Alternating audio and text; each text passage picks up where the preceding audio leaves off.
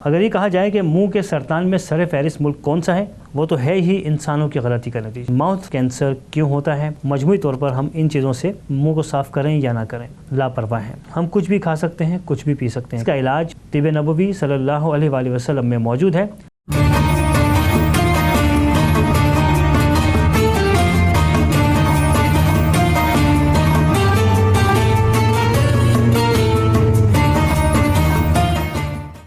اعوذ باللہ من الشیطان الرجیم، بسم اللہ الرحمن الرحیم۔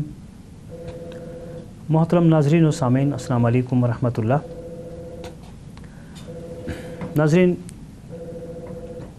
طب نبوی صلی اللہ علیہ وآلہ وسلم میں آج موضوع ہے، اس وقت پاکستان ان ممالک میں سر فہرست ہے کہ جہاں منہ کا سرطان اور جسے SCC بھی کہتے ہیں، یہ بہت زیادہ پھیل رہا ہے۔ اگر یہ کہا جائے کہ منہ کے سرطان میں سر فہرست ملک کون سا ہے، تو پہلا نمبر بھی پاکستان کا ہے اور آخری نمبر بھی پاکستان کا ہے۔ اتنے خوفناک اعداد و شمار ہونے کے ساتھ جس طرح سے ہنگامی بنیادوں پر بلکہ جنگی بنیادوں پر اس طرح سے کام ہونا چاہیے تھا، جیسے کوئی دشمن ملک پاکستان پر حملہ کر دے تو ایک ایک پاکستانی اپنی فوج کے ساتھ اور اپنی سیکیورٹی اداروں کے ساتھ جیسے شانہ بشانہ ایک باقاعدہ جنگ میں حصہ لیا جاتا ہے، اس وقت ہمارے جو ماہرین ہیں وہ ہماری فوج ہے۔ پھر حیرت انگیز اعداد و شمار یہ بھی ہیں کہ یہ جو بھی تعداد پاکستان میں ہے ان میں سے 90% بچ نہیں پاتے اور انتقال کر جاتے ہیں۔ ماؤتھ کینسر سے انتقال ہو رہا ہے۔ ماؤتھ کینسر کیوں ہوتا ہے اور یہ کب پروان چڑھتا ہے، یعنی گریڈ 1 سے 2، 3 اور 4 میں کیسے پہنچتا ہے، اور گریڈ 4 سے یہ اپنے ساتھ دنیا سے رخصت کر کے لے جاتا ہے۔ لیکن اس کا علاج طب نبوی صلی اللہ علیہ وآلہ وسلم میں موجود ہے۔ بہت توجہ کے ساتھ کرنا ہوتا ہے، بہت صبر آزما مرحلہ ہوتا ہے۔ کسی بھی جسم کے حصے کے سرطان کو شاید کنٹرول کر لیا جائے، لیکن ماؤتھ کینسر کو کنٹرول کرنا آسان کام نہیں۔ اسلام نے منہ کی صفائی پر اتنی تاکید کر دی اور وہ طریقہ بتا دیا کہ جس کے بعد ماؤتھ کینسر کے امکانات ختم ہو جاتے ہیں۔ ایک تو یہ کہ اسلام نے حرام، حلال اور پھر مکروہ، ان 3 کیٹیگریز میں چیزوں کو رکھ دیا۔ ہم کچھ بھی کھا سکتے ہیں، ہم پاکستانی کی بات کر رہے ہیں، ہم کچھ بھی کھا سکتے ہیں، کچھ بھی پی سکتے ہیں، کہیں سے بھی کھا سکتے ہیں، کہیں سے بھی پی سکتے ہیں، اور کھانے کے بعد ہم برش کریں، منہ کو صاف کریں یا نہ کریں، کھانے سے پہلے منہ کو صاف کریں یا نہ کریں، ہم فی الحال ابھی اس وقت تک مجموعی طور پر ہم ان چیزوں سے ذرا لاپرواہ ہیں۔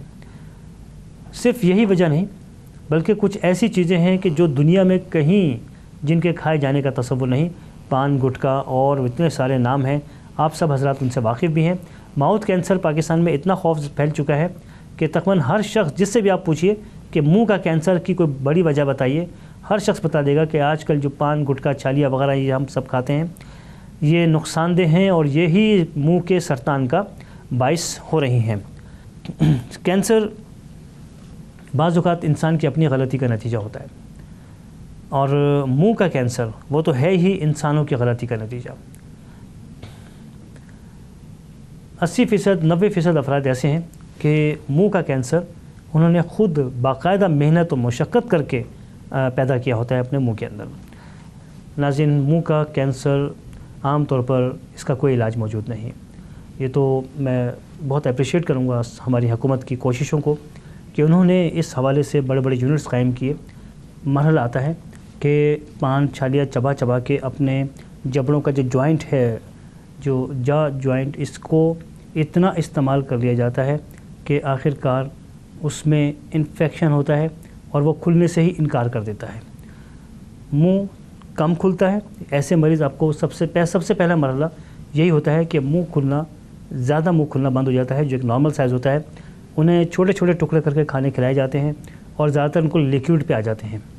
یہاں سے کوئی شخص کسی اچھے ماہر سرطان کے پاس، آنکولوجسٹ کے پاس پہنچتے ہیں تو وہ آنکولوجسٹ صاحب بتاتے ہیں کہ وہ ان کا اگر سرطان ہے تو کس اسٹیج پر ہے، ٹیسٹ وغیرہ ہوتے ہیں اور دیگر اسکیننگ وغیرہ سے پتہ چلتا ہے کہ اب سرطان اگر ہے تو کس مرحلے پر ہے۔ ایک حدیث مبارکہ جو ہمیں سرطان سے بچاؤ کی، موت سرطان منہ کے کینسر سے بچنے کی پہلا اور مکمل جامع پروگرام عطا کرتی ہے، یہ حدیث ہے مسلم اور بخاری کی، اور اس میں ابو ہریرہ رضی اللہ تعالیٰ عنہ سے روایت ہے کہ فرمایا نبی اکرم صلی اللہ علیہ وآلہ وسلم نے، مفہوم ہے کہ اگر مجھے اپنی امت کی مشقت اور دشواری کا خیال نہ ہوتا تو میں انہیں ہر نماز کے وقت مسواک استعمال کرنے کا حکم دیتا۔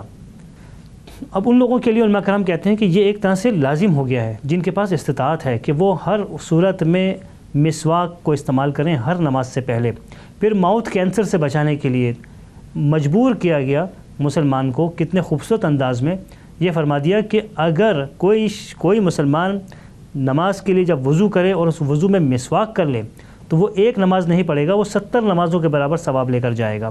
بلکہ یہاں تک حدیث مبارکہ میں نے پڑھی، اس کا مفہوم ہے کہ جب مسواک کرو تو اپنی زبان کے کناروں کو صاف کر لیا کرو۔ سگریٹ بھی ایک کیمیکل، خطرناک کیمیکل ہے جو منہ میں بار بار اس کا دھواں جاتا ہے، تو ایسے لوگ یادداشت کی کمی کا شکار ہو جایا کرتے ہیں، اور بعض لوگ مکمل یادداشت کو ایمنیزیا کا شکار ہو جاتے ہیں، یادداشت ختم ہو جاتی ہے۔ موت کینسر میں یا منہ کے سرطان میں جہاں ہم ادویات استعمال کریں وہاں کچھ اور باتیں بھی ہیں، اور وہ یہ ہے کہ شہد کا استعمال، خالص شہد جو چھتے سے اتارا گیا ہو، وہ کسی نعمت سے کم نہیں جسے گرم نہ کیا گیا ہو۔ شہد گرم کرنے سے بہت سے اس کے انزائمز ختم ہو جاتے ہیں، اس میں بہت ہی کارآمد ایسڈز ہوتے ہیں جو کینسر کو ختم کرتے ہیں جسم سے۔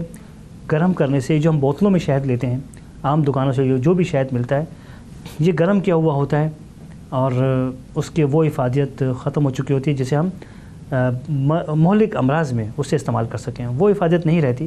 تو چھتے سے اترا ہوا شہد ایک بڑا چمچہ 1 کپ پانی ملا کر یہ صبح پیا جائے اور عصر کے وقت پیا جائے۔ ساتھ ہی جو کا دلیا کھایا جائے، کیونکہ جو کے دلیے میں اینٹی آکسیڈنٹ اشیاء اجزاء موجود ہیں، یعنی کینسر کے باعث بننے والی جو ماحول ہے اس کو اور ان اجزاء کو ختم کرتا ہے، ان سیلز کو ختم کرتا ہے جو جسم میں سرطان کا باعث ہوتے ہیں۔ قوت مدافعت کو طاقت دینے کے لیے شہد اور جو کا دلیا یہ بہت ہیں۔ اگر جو کا دلیا تلبینہ حدیث بخاری کے مطابق بنایا جائے، اب ایک روحانی علاج بھی ساتھ ساتھ ہو جائے، اور مسلمان کے لیے کہا جاتا ہے کہ وہ تمام انبیاء جنہیں معجزے دیے گئے، اس امت کو جو کرشمہ دیا گیا ہے وہ آیت مبارکہ ہے سورہ آل عمران آیت نمبر 27۔ ارشاد ربانی ہے، وہ اللہ جو رات کو دن میں اور دن کو رات میں داخل کرتا ہے، مردہ سے زندہ کو اور زندہ سے مردہ کو نکالتا ہے، اور جسے چاہتا ہے بے حساب رزق دیتا ہے۔ سورہ آل عمران آیت نمبر 27۔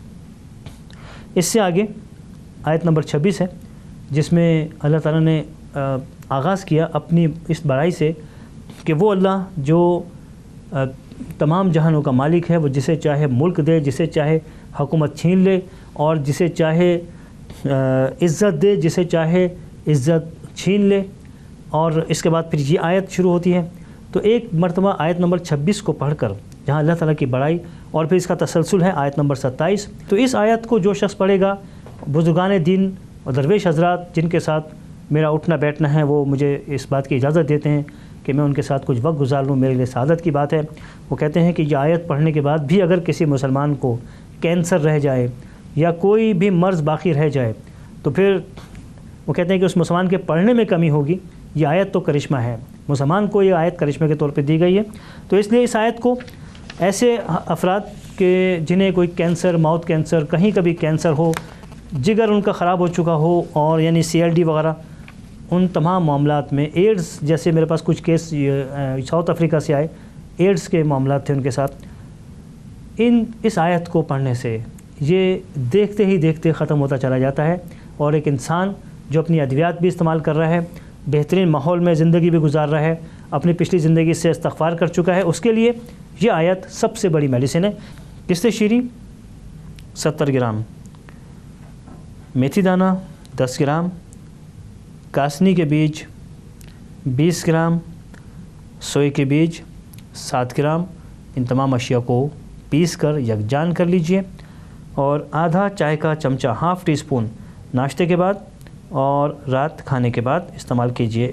شہد کی مکھی کی ایک بہت قیمتی دوا رائل جیلی کیپسول ملتے ہیں 500 ملی گرام کے، صبح نہار منہ ان کو استعمال کیجئے اور پرہیز کیجئے ہر قسم کا دودھ، گوشت اور چکنائی وغیرہ سے اور ان تمام چیزوں سے جنہوں نے منہ کا سرطان بنایا ہے۔ ایک اور چیز اس میں اضافہ کر سکتے ہیں، رات سوتے وقت زیتون کا تیل 2 بڑے چمچے استعمال کر لیجئے، انشاءاللہ یہ سرطان کا بہت بڑا علاج ہے۔ ڈاکٹرز کے ساتھ رابطے میں رہیے۔ ہمارے کراچی میں تو جناح ہاسپٹل میں حکومت نے باقاعدہ انتظام کیا ہے اور ماؤتھ کینسر کا پورا ایک شعبہ قائم کیا ہے۔ اپنے میزبان ڈاکٹر ناظر حسین کو اجازت دیجیے۔ اللہ حافظ و ناصر۔